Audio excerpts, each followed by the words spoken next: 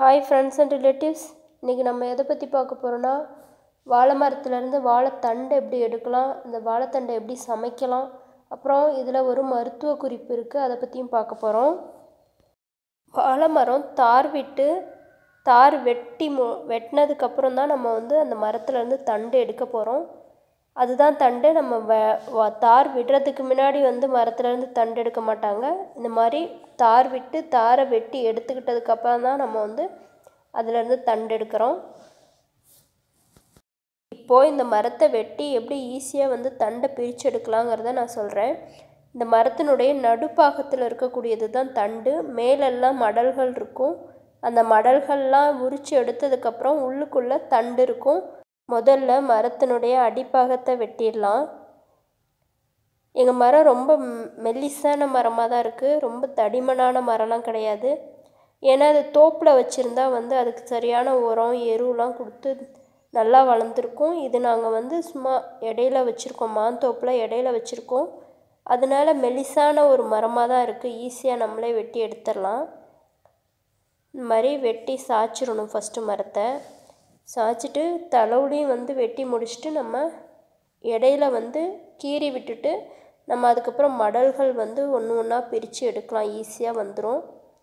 ஈஸியாக எடுத்துகிட்டு நம்ம நடுவில் இருக்க தண்டை நம்ம ஈஸியாக எடுத்துக்கலாம். இந்த தண்டு சமைச்சு சாப்பிட்றது ரொம்ப ரொம்ப நல்லதுங்க. கிட்னிக்கு ரொம்ப ரொம்ப நல்லது.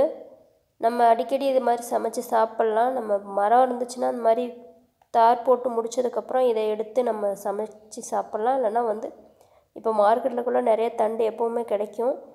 வாங்கி முடிஞ்ச வரைக்கும் வாரத்தில் ஒரு டைமாவது சமைச்சு சாப்பிடுங்க, ரொம்ப நல்லது.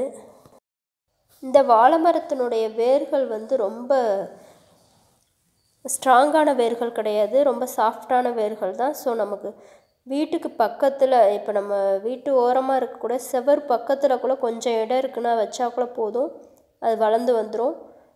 இந்த வாழை மரத்தினுடைய எல்லா பாகங்களும் பயன்படக்கூடியது. எல்லா பாகங்களும் நம்ம வாழை மரம் ஒரு மரம் வச்சிட்டோம்னா நமக்கு சாப்பிட்றதுக்கு இலை அதிலேருந்து பறிச்சிக்கலாம். அப்புறம் அது தார் விடும்போது பூ வருது இல்லைங்களா, அந்த வாழைப்பூ எடுத்து சமைக்கலாம். காய் எடுத்து நம்ம பொரியல் பண்ணலாம், பஜ்ஜி போடலாம், இந்த மாதிரி பண்ணலாம். பழம் எடுத்துக்கலாம். அப்புறம் எல்லாம் முடிஞ்சதுக்கப்புறம் நம்ம தார் வெட்டினதுக்கப்புறம் இந்த மாதிரி தண்டு எடுத்து சமைச்சு சாப்பிட்லாம். இப்படி எல்லா பாகங்களும். இந்த நார் கூட நமக்கு பயன்படுங்க. இந்த நார் பூ கட்டுறதுக்காக வாங்கிப்பாங்க, யூஸ் பண்ணுறாங்க. இந்த மாதிரி எல்லா பாகங்களும் பயனுள்ளது தான். ஸோ கொஞ்சோண்டு இடம் இருந்தால் கூட நீங்கள் வாழை மரம் ஏதாவது ஒரு மரமாவது வச்சு, ஒரு மரம் வச்சிட்டிங்களா அதுலேருந்து புதுசாக இந்த மரம் நமக்கு ஒரு மரம் வச்சு அந்த மரம் தார் விட்டு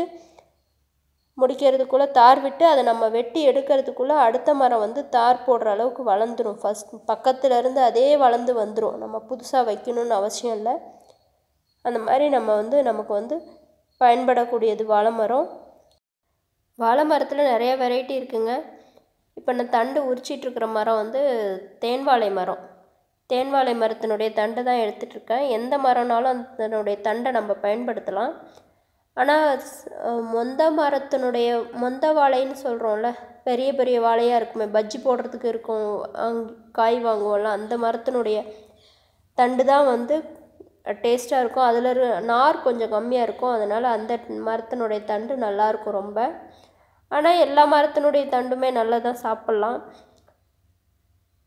சரிங்க, இப்போ நம்ம பாருங்கள், இதுதான் தண்டு. நடுவுலேருந்து எடுத்தாச்சு. இப்படி தான் இருக்கும் தண்டு.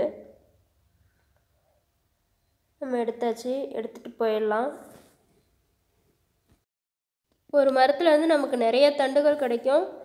இதையெல்லாம் நம்ம சமைச்சிட முடியாது, ஃப்ரிட்ஜ்லேயும் ஸ்டோர் பண்ண முடியாது. ஏன்னா 2-3 நாளைக்கு தான் வச்சுருக்க முடியும். ஃப்ரிட்ஜ்லேயே வச்சுருந்தாலும் 2-3 நாளைக்கு தான் வச்சுருக்க முடியும். அப்படியே வச்சுருந்தாலும் அடிக்கடி சமைச்சாலும் வீட்டில் சரியாக சாப்பிட மாட்டாங்க. அதனால எனக்கு எடுத்துக்கிட்டது போக மீதி எல்லாருக்கும் கொடுத்துருவேன். எப்படி சமைக்கலாங்கிறத பார்க்கலாம். ஃபஸ்ட்டு தண்டை நம்ம ரவுண்டாக ஃபஸ்ட்டு அரிஞ்சிக்கணும். ரவுண்டாக அரிச்சிட்டு இதுக்கு தண்டை அரியறதுக்கு அருவாமனை தாங்க ஃபஸ்ட்டு. அருவாமனையில் அரிஞ்சால் தான் நம்ம ஈஸியாக அறிய முடியும். ஸோ அந்த மாதிரி ரவுண்டாக அரிச்சிட்டு இடையில அந்த மாதிரி அரியணும். இடையில அரிஞ்சிட்டு அதை சின்ன சின்ன பீஸாக நம்ம வந்து அரிஞ்சு எடுத்துக்கலாம். இது ஈஸியாக அரிஞ்சிடலாங்க. தண்டு அரியறது சிரமம்னு நினச்சிங்கன்னா கஷ்டம், சமைக்கிறது கஷ்டம். ஸோ இந்த மாதிரி ஈஸியாக அரிஞ்சு எடுத்துக்கோங்க. இந்த மாதிரி சின்ன சின்ன பீஸாக அரிஞ்சிக்கணும். நான் எல்லாம் அரிஞ்சிட்டேன். இப்போ அரிஞ்சு முடித்ததுக்கப்புறம் தண்ணியில் போட்டுட்டு இது வந்து குச்சி, இந்த மாதிரி கிளையில் குச்சியை வந்து நம்ம எடுத்துக்கணும். கொய்யா குச்சி, கருவேப்பிலை மரத்துலேருந்து அந்த குச்சி அந்த மாதிரி எடுத்துக்கலாம். வேப்பங்குச்சிலாம் எடுக்கக்கூடாதுங்க. வேப்பங்குச்சிலாம் கசக்கும், அந்த மாதிரி இருக்கிற குச்சி எடுக்கக்கூடாது. நான் கொய்யா குச்சி எடுத்துப்பேன். எப்போவுமே கொய்யா குச்சி எடுத்துக்கலாம். மாங்குச்சி, இந்த மாதிரி நமக்கு அந்த கசப்பு இல்லாத குச்சியாக எடுத்து நல்லா கழுவிட்டு இந்த மாதிரி போட்டு தண்ணியில் இருக்கக்கூடிய தண்டை வந்து இந்த மாதிரி சுற்றினோம்னா நமக்கு வந்து அதில் அதிகப்படியான நாரெல்லாம் இந்த மாதிரி அந்த குச்சியில் வந்து பிடிச்சிட்டு வந்துடும்.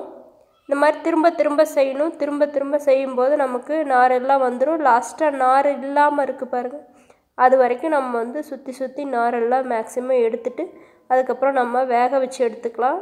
வேக வச்சு எடுத்துட்டு நம்ம தாளிக்கிறதுக்கு வெங்காயம், கருவேப்பிலை எல்லாம், சின்ன வெங்காயம், கருவேப்பிலை, பச்சை மிளகாய் எல்லாம் போட்டு நம்ம எப்போவுமே பொரியல் பண்ணுற மாதிரி பண்ணிக்கலாம். எண்ணெய் விட்டு கடுகு, கருவேப்பிலை, வெங்காயம், பச்சை மிளகாய் போட்டு நல்லா வதக்கிட்டு நம்ம வேக வச்சுருந்த தண்டையும் போட்டு கிளறிட்டு அதுக்கப்புறம் நம்ம தேங்காய் பூ போட்டு இறக்கிடலாம். இவ்வளோதாங்க. தண்டு வந்து ஈஸியாக செய்திடலாம். ரொம்ப ரொம்ப நல்லது. ஸோ வாரத்தில் ஒரு டைமாவது இந்த மாதிரி இந்த தண்டை வந்து பொரியல் பண்ணி சாப்பிட்றது ரொம்ப நல்லது. எல்லாருக்கும் ரொம்ப நல்லது. சின்ன பிள்ளைங்கள்லேருந்து வயசானவங்க எல்லாருக்கும் நல்லது. ஸோ இந்த மாதிரி ஈஸியாக செஞ்சு சாப்பிட்டு பாருங்கள். டேஸ்ட்டாக இருக்கும். இதில் வேணுன்னா கடலைப்பருப்பு வச்சு போட்டுக்கலாம், அதுவும் நல்லாயிருக்கும். இல்லைனா இப்படியே சாப்பிட்டாக்களும் நல்லா தான் இருக்கும். ஓகே, வீடியோ இது வரைக்கும் வாட்ச் பண்ணதுக்கு தேங்க்யூ.